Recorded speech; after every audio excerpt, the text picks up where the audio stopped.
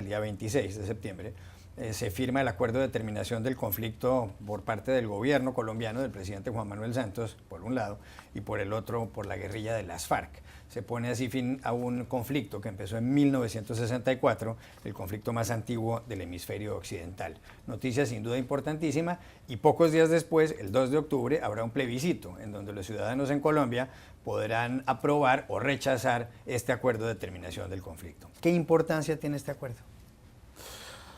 Bueno, yo creo que es fundamental para Colombia, que para muchos, la mayoría de los colombianos no han vivido sin el conflicto armado interno, que ha tenido un costo humano, económico, político, institucional enorme. Y yo creo que es un momento realmente trascendente para el país. Los colombianos saben que no va a cambiar todo de un día para otro, va a ser un proceso difícil, complicado, largo, pero el hecho que hay una firma de paz entre las FARC, el gobierno, es un logro realmente muy significativo, muy alentador, y hay que recordar que es el resultado de procesos llevados por muchos gobiernos anteriores, empezando el año 78, con Turbay y obviamente con Belisario Betancur y con Virgilio Barco y César Gaviria y Samper y Andrés Pastrana, todos con sus problemas y sus historias propios, y Juan Manuel Santos ha construido algo que parece que va a funcionar después de mucha experiencia, y yo creo que eso refleja bien de la persistencia y el compromiso de los colombianos, los gobiernos, la sociedad, a terminar el conflicto armado. Usted visitó Colombia por primera vez y fue a estudiar a una universidad en Bogotá, la de los Andes, en 1975. O sea que, sí, como decía yo, conoce bastante bien el país y desde entonces ha ido centenares de veces posiblemente. ¿Cómo cree que va a ser el resultado del plebiscito del 2 de octubre? Bueno, el plebiscito, creo que yo miro las encuestas como todo el mundo y parece que las últimas encuestas han sido más favorables al gobierno. Esto ha sido, me parece que ha sido la apuesta desde el principio del presidente Santos, reconociendo que hay mucha gente que no le gusta el acuerdo por los temas de justicia, por los temas de participación política de las FARC, pero sin embargo, presentado con esa pregunta que está a favor o está en contra, la gente va a decir, mira, si decimos no, ¿para dónde vamos? ¿Qué pase después? Y entonces hay mucha incertidumbre. Mejor apostar a ver si esto funciona. Y yo creo que las encuestas lo están dando la razón al gobierno, al presidente Santos.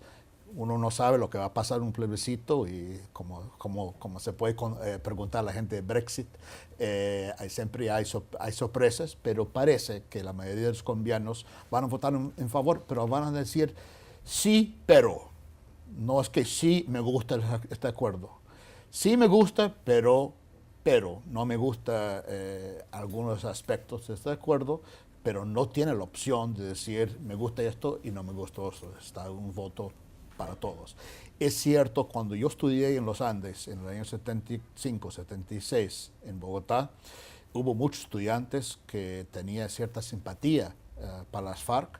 Esto fue antes del tema de drogas, se complicó mucho en Colombia.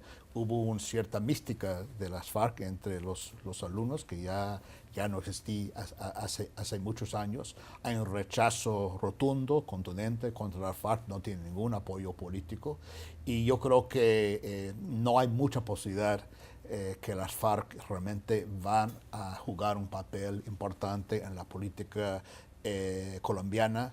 ¿Por qué? Porque la gente lo rechaza y hay un rechazo enorme, entonces no creo que es un temor. Y el tema de justicia, hubiera querido otros términos del acuerdo, pero como ha repetido el presidente Santos y muchos observadores, esto fue el acuerdo que era políticamente posible.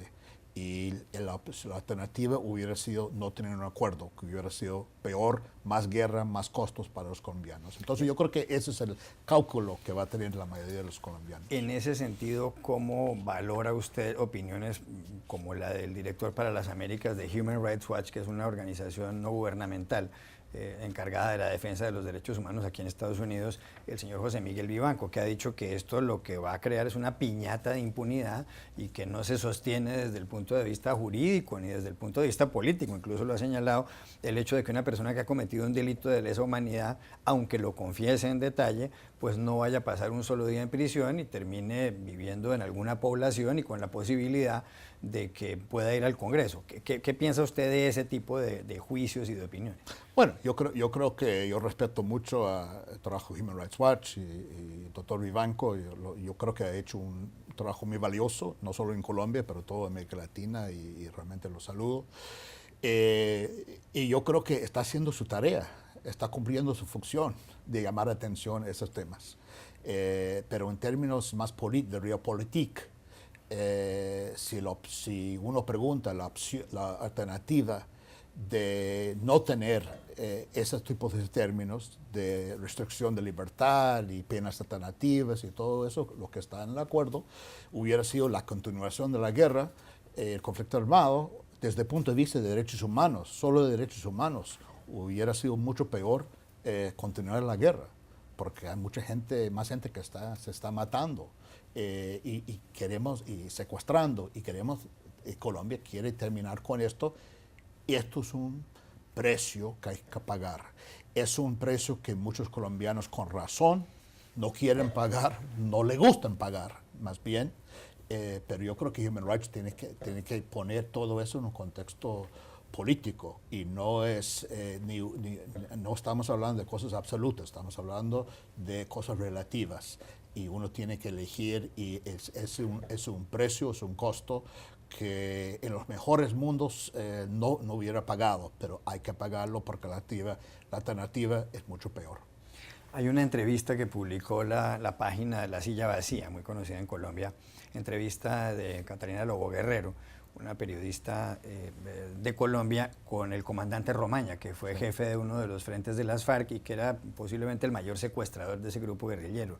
En esa entrevista él dice que la sanción que él va a tener es ayudar a reconstruir el país, y además señala que él realmente no tiene por qué pedir perdón por delitos individualmente determinados, que todos esos actos que se cometieron fueron dentro de la guerra, y no da en ningún momento la impresión de estar arrepentido. ¿Qué efecto cree usted que van a tener entrevistas como esas en la población? Porque hubo un gran rechazo en las redes sociales a una entrevista como la de Romaña. Claro, yo creo que yo realmente leí la entrevista y me llamó la atención.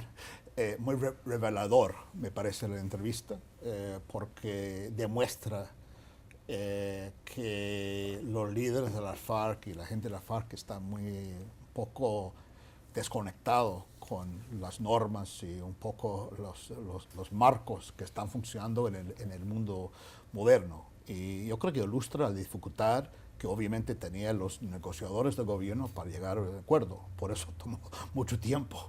Entonces aprecio mucho más su tarea persistente para lograr ese acuerdo. Yo creo que el efecto de leer esto es, para mucha gente, es reforzar el argumento del gobierno, ayuda a reforzar el gobierno, que ese tipo de pensamiento reflejado en este señor no tiene ningún eco ni un apoyo en la sociedad colombiana. Me cuesta creer que mucha gente va a leer esto. Este es un líder que queremos la alternativa para la política colombiana.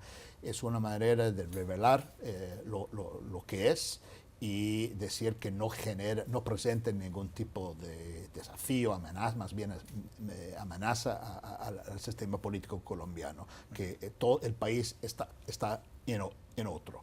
También fue interesante que La Silla Vacía corrigió algunas cosas al final sobre tema de individual, colectivo, y el tema de secuestro, que él estaba equivocado en algunas cosas que no estaban en línea de los términos actuales del acuerdo. Entonces yo creo que es algo mensaje revelador y significa que estos tipos ya pasó, está en otra época y y yo creo que hay que seguir adelante.